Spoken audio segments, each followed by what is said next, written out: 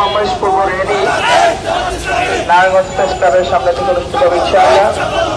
সংশ্লিষ্ট সম্মানিত থানা দায়িত্বশীল ভাইদের নেতৃত্বে ইনশাআল্লাহ থানা দায়িত্বশীল ভাইদের নেতৃত্বে আমরা যার যার থানা অনুযায়ী এক একটা জায়গায় অবস্থান করব।